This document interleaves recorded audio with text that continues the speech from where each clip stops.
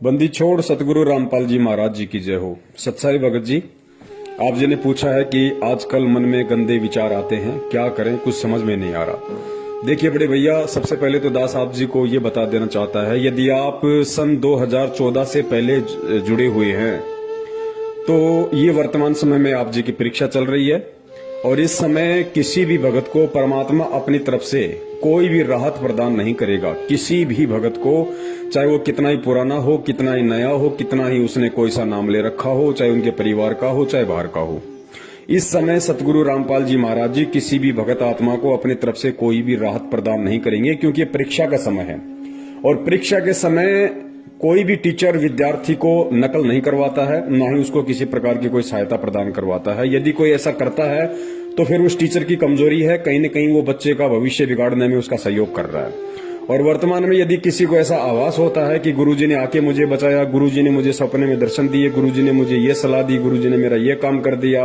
Hospital में doctor ने जब मेरा ऑपरेशन कर दिया तो गुरुजी मेरे सिराने खड़े हुए थे, ये सारी की सारी चीजें हमने ज्ञान से समझनी पड़ेगी। क्योंकि वर्तमान में यदि किसी भक्तात्मा के साथ में ऐसा यदि हो रहा है तो निश्चय ही ये उसके प्रारब्ध के जो कर्म हैं, जो उसके अच्छे भक्ति संस्कार हैं, कह सकते हैं कि इस जन्म से पहले उसका जो कभी मानव जन्म था, उस समय परमात्मा ने उनसे जो भक्ति करवाकर उनके जो कर्म बनाए थे, जो संस्कार बनाए थे, उस संस्कार आधार से परमात्मा वर्तमान में उस भगत की, अपने शिष्य की परमेश्वर सहायता कर रहे हैं, ना कि वर्तमान में। क्योंकि वर्तमान में तो परीक्षा चल रही है। वर्तमान में यदि कोई आपकी सहायता कर सकता है तो केवल सतगुरु का ज्ञान है और आप स्वयं हैं। और रही बात भगत जी मन में गंदे विचार आने की, तो जाहिर सी बात है भगत जी, जब परमात्मा पिछले 6 वर्षों से शारीरिक रूप से हम दुष्टों से दूर हैं, हम नीचों से दूर हैं, इसार जेल में बैठे हुए हैं, तो भगत जी जाहिर सी बात है जब एसी हमसे दूर हो जाएगी तो गर्मी तो लगेगी लगेगी। पहले परमेश्वर हम सबके बीच में साक्षात थे, शरीर रूप में विद्यमान थे। हम महीने में 2 बार सतलोक आश्रम बरवाला में परमेश्वर के मुखारविंद से सत्संग सुनने जाते थे। हम परमेश्वर के दर्शन करते थे लगभग 3 घंटे सुबह, 3 घंटे शाम। जब हम सत्संग सुनते थे तो लगातार हम परमेश्वर के चेहरे की तरफ निहारते रहते थे और कहते कि कबीर साधु दर्शन राम का, मुख पे बसे सुहाग, दर्शन उन्हीं को होते हैं जिनके पूर्ण भाग। तो भगत जी सतगुरु का तो 1 सेकंड भी यदि किसी ने दीदार कर लिया, दर्शन कर लिया, तो उसका भी कितना पुण्य भक्ति मार्ग में जुड़ जाता है, सोच नहीं सकते। और जबकि 6-6 घंटे महीने में परमात्मा के रोजाना दर्शन, उसके बाद में परमेश्वर का साक्षात आशीर्वाद, परमात्मा अपना आशीर्वाद भरा पंजा अपने भगत के शीश पे रखते थे, परमेश्वर को दंडवत किया करते थे, प्रार्थनाएं लगाया करते थे। कहने की बात है कि भगत जी अब वो समय वर्तमान में नहीं है, तो जाहिर सी बात है भगत जी, जब बंदा एसी से बाहर निकल जाएगा तो गर्मी तो लगेगी लगेगी। तो वर्तमान में भगत जी ऐसे विचार आना स्वाभाविक सी बात है, क्योंकि ये भक्ति क्षेत्र है और यहाँ पे 2 ही पहलवान है, एक तो स्वयं परमेश्वर है और दूसरा 21 ब्रह्मांड का स्वामी काल भगवान है। और भगत जी इन दोनों पहलवानों ने अपने अपनी तरफ से अपने पहलवान इस संगत में छोड़ रखे हैं, इस दंगल में छोड़ रखे हैं कुश्ती के लिए। और एक बहुत ही पुरानी कहावत है कि पहलवान दूसरे पहलवान की कमजोर नस पे दाव लगाता है। यानी 2 पहलवान यदि आपस में लड़ रहे हों तो पहलवान पहले से ये मालूम करने की पूरी कोशिश करता है कि फला फला की क्या कमजोरी है, इस पहलवान का कौन सा अंग कमजोर है, कहां पे इसको चोट लगी हुई है, कहां पे दाव लगाऊं तो ये नीचे गिर सकता है। तो वर्तमान में भगत जी हम सभी जीव हैं और हमारे अंदर 5 विकार, किसी में कम तो किसी में ज्यादा, सभी के अंदर विद्यमान हैं। और ये 5 विकार उस काल भगवान को दाव लगाने के लिए एक बहुत बड़ा चांस है। और किसी न किसी भगत में किसी न किसी विकार का बहुत ज्यादा दबाव होता है। किसी के ऊपर रजोगुण का दबाव होता है, किसी के ऊपर तमोगुण का, तो किसी के ऊपर शतोगुण का। और जिसके ऊपर जिस गुण का ज्यादा प्रभाव है, काल उसी आधार से उस भगत की उस कमजोर नस को पकड़ता है और वही चीजें बार बार उसके सामने लाने का प्रयास करेगा। उन्हीं चीजों के आधार से काल उस भगत को तोड़ने का, भक्ति से उसका मन दूषित करने का, मैला करने का प्रयास करेगा। अब जैसे मान लीजिए किसी भाई में रजोगुण ज्यादा प्रभाव है इस समय, तो भगत जी जाहिर सी बात है उसकी थोड़ी कुदृष्टि हो जाएगी माता बहनों के प्रति, या हम मार्केट में जा रहे हैं कोई बहन दिखाई दे गई उसके प्रति हमारी दृष्टि कुदृष्टि हो जाएगी। या किसी के ऊपर अगर तमोगुण का प्रभाव है तो बात बात पे गुस्सा, झगड़ा, क्रोध करने लग जाएगा। सतोगुण का प्रभाव है तो मोह, बाल बच्चों में मोह ममता, प्रॉपर्टी में मोह ममता, काम धंधे में ज्यादा लगा रहेगा, भक्ति कम करेगा। तो इस तरह की ये दाव है वर्तमान में जो काल चल रहा है। और गुरुदेव ने इन चीजों से दूर हटने के लिए धीरे धीरे ज्ञान आधार से हमारे को तत्व ज्ञान युक्त सत्संग इसीलिए सिखाए थे कि बच्चों ये चीजें ना तुम्हारी थी, ना तुम्हारी हैं, ना तुम्हारी रहेगी।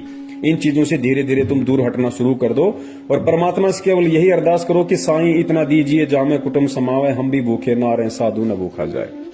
तो बड़े भाई, विकार सबके अंदर हैं। ऐसा नहीं है कि पवनदास में विकार नहीं है या किसी और में विकार नहीं है। और यदि कोई ये कहता है कि मैं तो निर्विकारी हो गया, तो वो सबसे बड़ा मूर्ख व्यक्ति है। जो निर्विकारी हो जाएगा उसका इस लोक में क्या काम हो, तो फिर सतलोक चला जाएगा।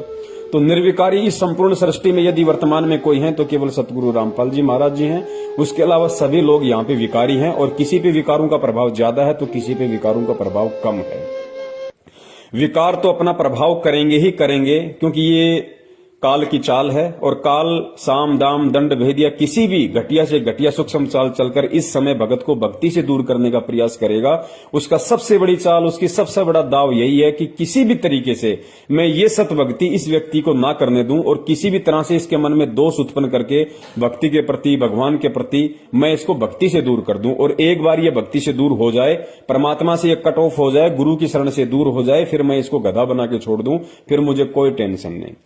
तो इस समय यदि कोई चीज हमें राहत प्रदान करेगी, यदि हमारा सबसे बड़ा सहारा इस समय कोई बनेगा, तो भगत जी केवल सतगुरुदेव जी का ज्ञान बनेगा, सतगुरुदेव जी के सत्संग बनेंगे। मन तो चाहेगा कि सत्संग ना सुनूं, मन चाहेगा आरती ना करूं, मन चाहता है कि नित्य नियम रमेणी ना करूं, मन चाहेगा कि मैं मंत्र जाप ना करूं। लेकिन भगत जी यहां हमने मन को आगे नहीं बढ़ने देना है और मन को आगे ना बढ़ने देने का मूल जो मंत्र है वो केवल परमात्मा का सत्संग है। गुरुदेव ने बताया यदि किसी को बुखार है तो बुखार काटने की दवाई भी कड़वी होती है, कुनीन होती है, वो खानी ही पड़ेंगी।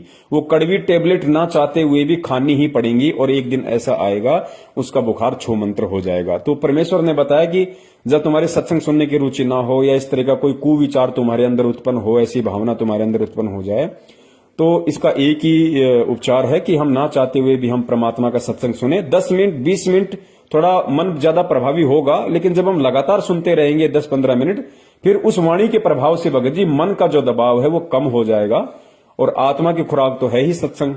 फिर परमेश्वर दया करेंगे, धीरे धीरे फिर मन में शांति सी आने लगती है। मंत्र जितने परमात्मा की दया से मंत्र कर सकें, 2, 4, 5, 10, 15, 20, एक समय, 2 समय, 3 समय में, 10 समय में, 24 घंटे में 108 ही तो करने बड़े भाई। डोलते फिरते, खाते पीते, उठते बैठते कैसे भी हम कर सकते हैं। थोड़ी सी इच्छा देखो हमें भी करनी पड़ेगी, थोड़ा सा संघर्ष हमें भी करना पड़ेगा और यही सबसे बड़ा दाव है इस काल भगवान का। और परमात्मा भगत जी इसी बात की परीक्षा ले रहा है, क्योंकि परमेश्वर ने अपने तत्व ज्ञान युक्त जो सत्संगों की खीर हमें ठोक कर खिलाई है। तो भगत जी अब परमेश्वर ने सीधा सा मतलब ये है कि हमें काल के हवाले कर रखा है, क्योंकि काल का और परमात्मा का एग्रीमेंट भी तो हुआ था कि परमात्मा उसी को लेके जाना जो आपका ज्ञान समझ के आपका हो जाए, और जो आपका ज्ञान समझ के आपका न हो पाए, जो दो नावों में सवारी करे, उसको आप हाथ मत लगाना, वो मेरा होगा। तो परमेश्वर ने भाई ठोक के ज्ञान दे दिया। अब जो परमेश्वर का होगा, जो सतगुरु का शिष्य होगा, वो टस से मस नहीं होगा। वो हर परेशानी को, हर परिस्थिति को, हर काल के दबाव को ज्ञान आधार से सहन कर जाएगा, क्योंकि परमेश्वर ने उसे वो तराजू दे दिया, वो टॉर्च दे दी, परमेश्वर ने उसे वो थर्मामीटर दे दिया कि बेटा तुझे कब क्या और कैसे करना है, किस तरीके से जब ये काल अपने चाल चले तो तूने कौन सा हथियार तूने प्रयोग करना है। तो परमेश्वर ने हमें वो वज्रबाण रूपी तत्व ज्ञान वाले अस्त्र शस्त्र दे रखे हैं। अब भगत जी उनको प्रयोग करने का समय है, वो हमने प्रयोग करने पड़ेंगे। और ये जितने भी प्रकार की घटनाएं जो संगत में घटित हो रही हैं, बहुत सारे संगत के अंदर ग्रुप बन रहे हैं, तरह तरह की बातें निकल के आ रही हैं। कोई अपने मनमुखी विचार व्यक्त कर देता है, कोई अपनी तरफ से कोई वीडियो बना के डाल देता है, या मैनेजमेंट की जो हरकतें हैं, कभी बीजेपी को वोट, कभी आरक्षणबाजी, कभी गुंडों की सीबीआई जांच, कभी ब्लड डोनेशन करवाना, कभी रक्तदान, देहदान, पता नहीं उल्टे सीधे क्रम। कहने का मतलब है कि ये जितने भी प्रकार की घटनाएं वर्तमान में संगत में घटित हो रही हैं, जिनका सतगुरु रामपाल जी महाराज जी के ज्ञान से कुछ भी लेना देना नहीं है, ऐसी घटनाओं को देखकर भी जिन भगत आत्माओं के कमजोर संस्कार हैं, वो भगत आत्माएं भक्ति से दूर होंगी। क्यों होंगी? क्योंकि उनको एक बहाना चाहिए था। उनको एक बहाना चाहिए था कि मुझे ऐसा कोई बहाना मिले कि मैं इस भक्ति से दूर हूं, क्योंकि उनके संस्कार बहुत ही कमजोर थे और वो ऐसा मौका देख रही थी कि हमें ऐसा कोई माइनस पॉइंट मिले इस भक्ति और भगवान की तरफ से और हम इस भक्ति से दूर हो जाएं, हमें एक बहाना मिल जाए। तो ये घटनाएं इस तरह की हैं, ये काल की तरफ से बहाना होती हैं और उन लोगों को एक मौका मिल जाता है परमात्मा से दूर होने का, जो लोग इस भगवान और भक्ति को इतना समझ नहीं पाते हैं, इतने दृढ़ हो नहीं पाते हैं और जिनका मन बकवादों में ज्यादा चलता है। तो भगत जी ये संघर्ष तो बड़े भाई करना पड़ेगा। परमेश्वर ने कहा कि बच्चों ये कलयुग और कलयुग की ये बिजली पीढ़ी, और इस बिजली पीढ़ी में ये संत रामपाल जी महाराज के रूप में ये परमात्मा। जब भी तुम्हारी पार होने की इच्छा हो तो देख लेना, तुम्हें गुजरना इसी परिस्थिति से पड़ेगा, तुम्हें गुजरना इन्हीं परिस्थितियों से पड़ेगा। चाहे तो आज गुजर जाओ हिम्मत करके, या चाहे अगले किसी जन्म में किसी युग में जब तुम्हारा दोबारा से दाव लग जाए तो भाई उस समय देख लेना, तुम्हें गुजरना इसी पटरी से पड़ेगा। चाहे आज गुजर लो, चाहे अन्य किसी जन्म में गुजर लेना। मन भगत जी बकवाद करे ही करेगा, क्योंकि ये काल का लोक है और हमारे शरीर में भी मन रूप में काल बैठा हुआ है, तो इतनी आसानी से भगत जी हमें छोड़ने वाला नहीं है। जब एक बात बताइए, हाँ, एक किसान साल भर तक खेती करता है, जो गवार बाजरा कुछ भी वो उपजाता है, और सारी फसल काट के जब वो अपने खलिहान में डाल देता है, रात को उसकी पहरेदारी के लिए सोता है वहां पे कि कोई चोर चुराने ले जाए, कोई आग ना लगा दे। और रात को यदि उस खलिहान में से कोई चोर यदि उसका अन्न चुरा के ले जाए तो भगत जी क्या वो किसान चुपचाप देखता रहेगा? वो लठ लेके दौड़ेगा, मरने मारने को तैयार हो जाएगा, क्योंकि साल भर तक उसने और उसके बच्चों ने वही अन्न खाना है। तो भगत जी काल भगवान का सबसे बड़ा अन्न तो आप और हम हैं। ये कोई दाल मखानी, कोई आलू टमाटर प्याज टमाटर तो खाता नहीं है, ये खाता हमारे सूक्ष्म शरीर की वासना है। तो इतनी आसानी से कैसे हमारे से इन विकारों को दूर होने देगा, कैसे हमें इन विकारों से दूर होने देगा? और जिस आत्मा का जो भी कमजोर विकार है, क्योंकि पांचों विकार सबके अंदर है, जिसके अंदर जो भी गुण ज्यादा प्रभावी है, उसी प्रकार की वस्तुएं, उसी प्रकार की सोच, उसी प्रकार के व्यक्ति ये काल भगवान उस भगत के संपर्क में लाएगा, ताकि और ज्यादा उसके अंदर मैल उत्पन्न हो, उसके अंदर वासना बढ़े और उसके मन में धीरे धीरे दोष उत्पन्न हो जाए और वो परमात्मा से दूर हो जाए। लेकिन भगत जी परमात्मा ने ठोक के हमें तत्व ज्ञान युक्त सत्संग दे दिया, तत्व ज्ञान से हमें लबालब कर दिया, और परमात्मा ने बता दिया कि भैया गरीब कच्चा हीरा कृच हो नहीं सहे घनबार, ऐसा ये मन हो रहा लेखा ले करतार। जब तुम्हें लगे कि इस तरह की कोई भी आपत्ति विपत्ति संकट मन में दोष भक्ति और भगवान के प्रति तुम्हारे अंदर उत्पन्न होने जा रहा है, तो बड़े भैया मान लेना कि उस समय ये सोच लो कि परमात्मा तुम्हारी परीक्षा ले रहा है, और उस परीक्षा में अब तुम्हें क्या करना है? तुम्हें काल के आगोश में जाना है या परमात्मा की शरण में रहना है? तो ये बहुत ही सोच समझ के भगत जी हमने विचार करना पड़ेगा इन बातों पे। और भगत जी ये विकार किसके अंदर नहीं है? ये विकार कब नहीं थे? ये देश काल परिस्थिति के अनुसार कम ज्यादा भगत जी सतयुग से लेके इस वर्तमान कलयुग तक सबके अंदर है, रहते और रहेंगे। ये आप और हमारे ये विकार है, ये यहाँ पे संपूर्ण तरीके से खत्म नहीं होने वाले। परमात्मा ने बताया कि सत भक्ति से एक दिन ऐसा होगा कि ये न्यूट्रल हो जाएंगे। न्यूट्रल मतलब ये निष्क्रिय हो जाएंगे, लेकिन खत्म नहीं होंगे। खत्म तो ये मानसरोवर पे होंगे, जहां परमात्मा इस आत्मा को न लाएंगे। सारे विकार आवरण वहां पे छूटेंगे, बाकी ये रहेंगे भगत जी। लेकिन इतना हो जाएगा कि भक्ति मार्ग में फिर हम ये ज्यादा प्रभावी नहीं कर पाएंगे। और भगत जी हिम्मत करनी पड़ेगी। हिम्मत चाहे आज कर लो, हिम्मत चाहे अगले किसी जन्म में कर लेना, या फिर अगले किसी युग में कर देना।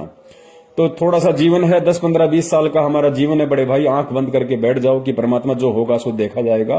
क्योंकि सतगुरुदेव जी भी कहते हैं कि भाई कोटि शीश तूने दे दिए यम राजा की फेंट, कोटि शीश तूने दे लिए यम राजा की फेंट। फेंट यानी झटके से लेता है ये, बकरा बना के फिर कसाई सिर काटेगा, सैनिक बना के बॉर्डर पे खड़ा कर देगा, दुश्मन काटेगा। तो परमात्मा कहते हैं कि इस काल ने असंख्यों बार करोड़ों बार तेरे शीश ले लिए फेंट झटके से। तो कहते हैं कोटि जन्म तूने दे दिए यम, कोटि शीश तूने दे दिए यम राजा की फेंट, और एक शीश देकर देख ले सतगुरु अपने की भेंट। भेंट परमात्मा ने बताया कि प्यार से दिया जाता है, भेंट उपहार गिफ्ट। तो कहते हैं ये अपना एक शीश, ये तेरा 10-20 साल का थोड़ा सा जीवन है, ये सप्रेम अपने सतगुरु के चरणों में समर्पित कर दे कि परमात्मा देख ही जाएगी, जो होगा सो होगा, हम तो तेरे नाम पे। तो फिर परमात्मा संभाल लेता है भगत जी। तो मन में दोष आना स्वाभाविक सी बात है। ये भगत जी कोई जरूरी नहीं है कि आपके अकेले के आ रहा है। आज 90% भक्तों की भगत जी यही स्थिति है, जिसमें जिस गुण का ज्यादा प्रभाव है उसी तरीके से वो भगत पीड़ित है, काल के द्वारा उसको परेशान किया जा रहा है। और परमात्मा वर्तमान में हमसे दूर है। परमात्मा किसी प्रकार की कोई राहत नहीं देगा। अगर राहत कुछ हमें मिलेगी तो केवल इस भक्ति से मिलेगी, परमात्मा के ज्ञान से मिलेगी, क्योंकि परीक्षा चल रही है। अब भगत जी परीक्षा हमारी चल रही है, सतगुरु ले रहा है, तो बड़े भाई जाहिर सी बात है हमने परीक्षा में पास भी होना पड़ेगा, हमने हिम्मत भी करनी पड़ेगी, कुछ लिखना भी पड़ेगा भगत जी।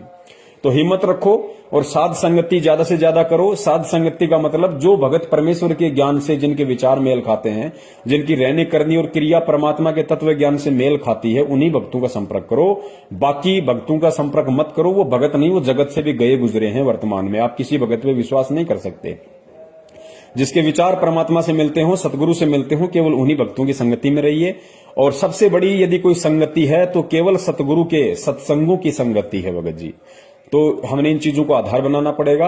और दूसरी बात भगत जी, मन में यदि इस तरह का कोई घटिया विचार आ जाता है किसी माता बहन को देख के, किसी युवा लड़की को देख के, या जो व्यक्ति शराब पीता है तो शराब के ठेके को देख के, या जो भी विकार वो पहले करता था और वो सारी चीजें यदि वर्तमान में उसके आगे आ रही हैं और उसके मन में यदि दोष उत्पन्न होता है तो इन चीजों से घबराना नहीं चाहिए भगत जी। इसी चीज की तो परीक्षा है, उस दोष को निवारण करने के लिए तो ये ज्ञान दिया परमात्मा ने। दोष आना स्वाभाविक सी बात है। मान लीजिए नाम दीक्षा से पहले मैं बहुत ज्यादा चैन स्मोकर था, मैं बहुत ज्यादा सिगरेट पिया करता था, दिन में 10-10 सिगरेट की डब्बियां मैं खत्म कर दिया करता था, रहा नहीं जाता था। नाम दीक्षा ली, परमात्मा की वाणियों का असर हुआ, कुछ परमेश्वर ने आशीर्वाद दिया, दया हुई, मैंने वो चीजें छोड़ दी। लेकिन एक समय ऐसा आता है, साल 2 साल 6 महीने बाद में, कि वो चीजें पुनः हमारे ऊपर हावी होने लगती है। क्यों? क्योंकि सतगुरु उस समय ये देखता है कि मैंने वर्तमान में इसको जो ज्ञान दिया है, जो आशीर्वाद दिया है, इसको जो सहारा दिया है, उसको ये कितना अपना पाया है, कितना ज्ञान ये ग्रहण कर पाया है, कितना ज्ञान को आधार बना पाया है, कितनी भक्ति मर्यादा में रह के ये अपने अंदर अर्जित कर पाया है। तो जानबूझ के परमात्मा आपको थोड़ा सा ढीला छोड़ देता है। तो क्या होता है कि काल तो तैयार बैठा है, काल उन्हीं चीजों के आसपास आपको घुमाने लगेगा। अगर आप सिगरेट पीते हो तो वापस आपके वही दोस्त आपके संपर्क में आने लगेंगे, बार बार आपको पान की थड़ी दिखाई देने लगेगी जहां पे सिगरेट की डब्बियां रखी होंगी, या कोई व्यक्ति पी रहा होगा उसकी धुआं आपके अंदर जाएगी, तो आपके अंदर वो विकार धीरे धीरे आना शुरू हो जाएगा। लेकिन उस समय हमने ध्यान रखना है कि परमात्मा हमारी परीक्षा ले रहा है। परमात्मा ने हमारे नाक में जो तत्व ज्ञान रूपी जो नकेल डाल रखी है, जो रस्सी डाल रखी है, उसको थोड़ा सा ढीला किया है कि देखता हूं, देखिए ये जानवर अभी भी उसी खेत में जाके घास खाता है, या मैंने जो इसको तत्व ज्ञान रूपी जो हरी हरी दूब डाल रखी है, जो चारा डाल रखा है, उसी को खाना पसंद करता है। तो उस समय हमें ध्यान रखना होगा कि परमात्मा हमारी परीक्षा ले रहा है और काल हमें अपने आगोश में डालने की, अपने जाल में फांसने की तैयारी कर रहा है। दोनों तरफ से हमें उस समय ध्यान रखना होगा, हमें सोचना होगा भगत जी। तो उस समय हमने केवल ज्ञान को आधार बनाना पड़ेगा। और यदि इस तरह की भावना या कुविचार यदि मन में आ भी जाते हैं तो भगत ने घबराना नहीं चाहिए। कुविचार तो आएंगे क्योंकि ये काल का लोक है, यहां पे सदविचार बड़ी मुश्किल से, बड़ी देर से आते हैं।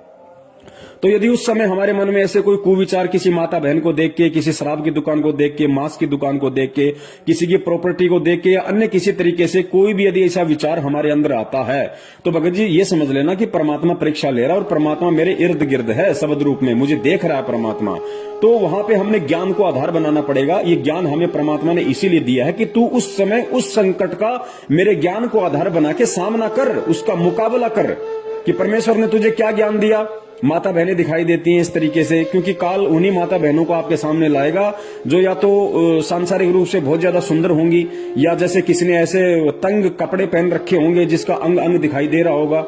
तो उन्हीं माता बहनों को आपके सामने ज्यादा लाने की कोशिश करेगा। और काल तो फिर मन रूप में बैठा हुआ, वो तुरंत उन चीजों की तरफ आकर्षित होगा। लेकिन ध्यान रखना चाहिए कि बेटा पीठ पीछे तेरा सतगुरु भी देख रहा है, पीठ पीछे तेरा बाप भी खड़ा हुआ है, तेरा बाप देख रहा है। तू काल को खुश करना चाहता है या बाप को लज्जित करना चाहता है? तो इस बात का भी हमने वहां पे ध्यान रखना पड़ेगा। और फिर वो तत्व ज्ञान रूपी जो दीवार जो परमेश्वर ने हमें दे रखी है, जो टॉर्च दे रखी है, हमने उसको आधार बनाना पड़ेगा।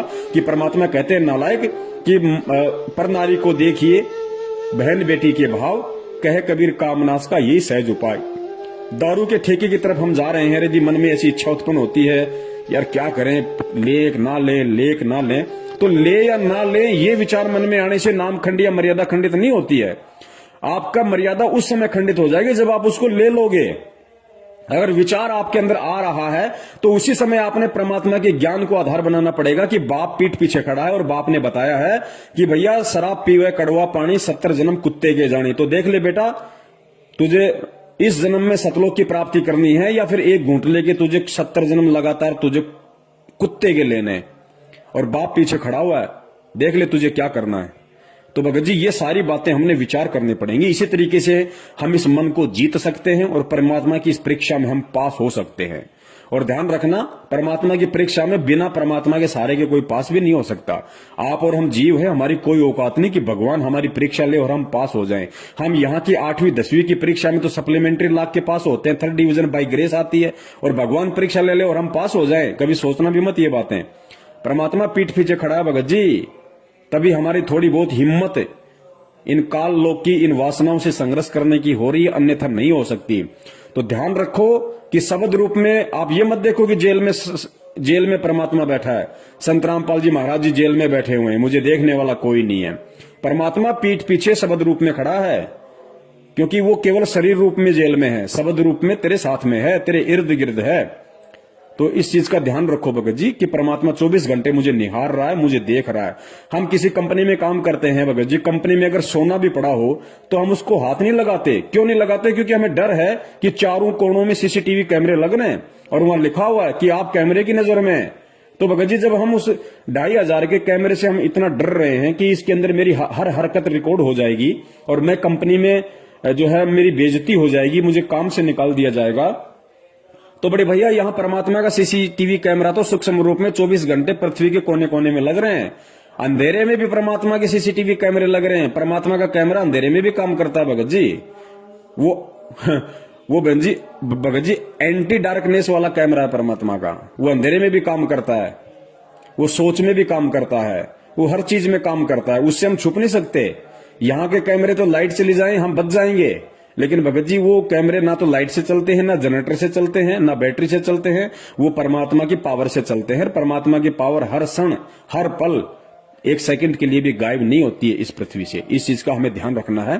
तो थोड़ी सी मजबूती लाओ भगत जी, थोड़ी सी हिम्मत लाओ। अरे भैया, अरे मीराबाई एक लेडीज होके 250 साल पहले हिम्मत कर गई भगत जी। आज तो हम युवा हैं, अपने आप को मर्द कहते हैं भाई, हम युवा, और इतना परमात्मा ने ज्ञान दे दिया ठोक के। और परमेश्वर कहते हैं रण भक्ति और दान, ये तीनों काम जवान। रण, भक्ति और दान। रण यानी सांसारिक की भाषा में रण कहते हैं सूरवीरता को, लड़ाई झगड़े को। लड़ाई झगड़ा कौन सा? जो देश के लिए लड़े, जो अपने हक के लिए लड़े, जो निर्बल लोगों के लिए लड़े। आपस में एक दारू के पैक के ऊपर लड़ाई झगड़ा, वो नहीं। तो परमात्मा कहते हैं रण भक्ति और दान, तीनों काम जवान। रण यानी युद्ध, भक्ति और दान, ये केवल जवान ही कर सकता है, बूढ़ा आदमी ये तीनों काम नहीं कर सकता। तो भगत जी, हमें रण भी करना है। रण का मतलब भक्ति मार्ग में इन चीजों से संघर्ष करने से है, क्योंकि भक्ति मार्ग में सूरमा उसको कहते हैं जो परमात्मा के ज्ञान आधार से सहन करता है। जो सहन करता है उसको सूरमा कहते हैं भगत जी। जो हर परिस्थिति का डट के मुकाबला करे ज्ञान आधार से, उसको भक्ति मार्ग में सूरमा कहते हैं।